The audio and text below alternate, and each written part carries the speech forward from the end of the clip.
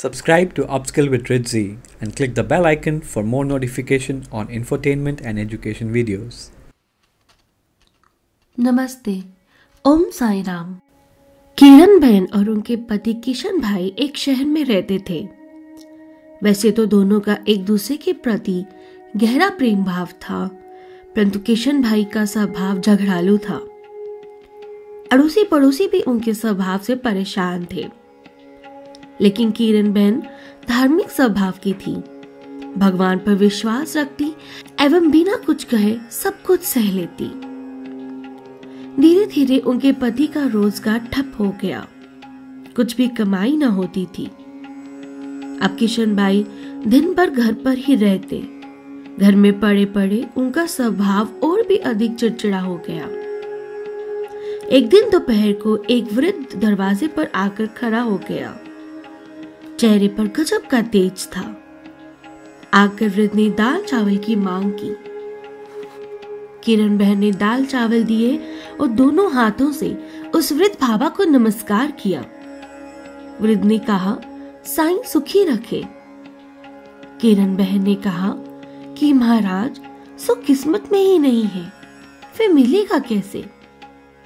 ऐसा कहकर उन्होंने अपने दुखी जीवन का वर्णन किया। वृद्ध ने श्री साईं बाबा के व्रत के बारे में बताते हुए 9 गुरुवार फलाहार या एक समय भोजन करना, हो सके तो बेटा साईं मंदिर जाना, घर पर साईं बाबा की 9 गुरुवार पूजा करना, साईं व्रत करना और विधि पूर्वक उद्यापन करना, भूखे को भोजन देना, साईं व्रत की किताबें 5, 11, 21 यथाशक्ति लोगों को भेंट में देना। इस तरह साईं व्रत का प्रचार करना। साईं बाबा तेरी सभी मनोकामना पूर्ण करेंगे। ये व्रत कलियुग में बड़ा चमत्कारी है। ये सभी की मनोकामना पूर्ण करता है, लेकिन साईं बाबा पर अटूट श्रद्धा रखनी जरूरी है। धीरज रखना चाहिए। जो इस विधि से व्रत और उद्यापन करेगा, साईं बाबा उसकी मनोकामना जरूर पूर्ण करेंगे। किरण बहन ने भी गुरुवार का व्रत किया। 9वें गुरुवार को गरीबों को भोजन कराया। साईं व्रत की पुस्तकें भेंट में दी। उनके घर के झगड़े दूर हुए और सुख शांति हो गई, जैसे किशन भाई का स्वभाव ही बदल गया हो। उनका रोजगार फिर से चालू हो गया। थोड़े समय में ही सुख समृद्धि बढ़ गई। अब दोनों पति पत्नी सुखी जीवन बिताने लगे। एक दिन किरण बहन के जेठ जेठानी आए। बातों ही बातों में उन्होंने बताया कि उनके बच्चे पढ़ाई नहीं करते, परीक्षा में फेल हो गए हैं। किरण बहन ने 9 गुरुवार की महिमा बताई। साईं बाबा की भक्ति से बच्चे अच्छी तरह अभ्यास कर पाएंगे, लेकिन इसके लिए साईं बाबा पर विश्वास रखना जरूरी है। साईं सबकी सहायता करते हैं। उनकी जेठानी ने व्रत की विधि पूछी। तभी किरण बहन ने कहा कि 9 गुरुवार फलाहार करके अथवा एक समय भोजन करके ये व्रत किया जा सकता है, और 9 गुरुवार तक हो सके तो साईं दर्शन के लिए साईं मंदिर जाने को कहा, और ये कहा कि ये व्रत स्त्री, पुरुष या बच्चे कोई भी कर सकते हैं।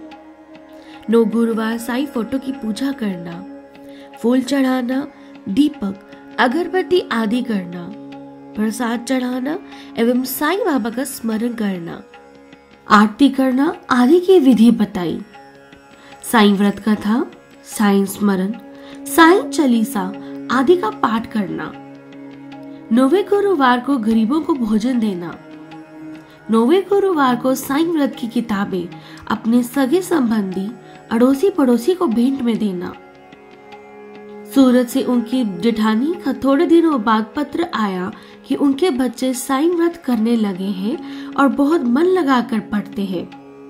उन्होंने भी व्रत किया था और व्रत की किताबें उनके ऑफिस में दी थी। इस बारे में उन्होंने लिखा कि उनकी सहेली कोमल बहन की बेटी की शादी साईं व्रत करने से बहुत ही अच्छी जगह हो गई है।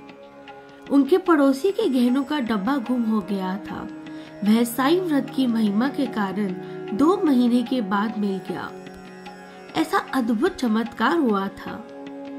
किरण बहन ने कहा कि साईं बाबा की महिमा महान है, ये जान लिया था। हे साईं बाबा, जैसे आप लोगों पर प्रसन्न होते हैं वैसे हम पर भी होना।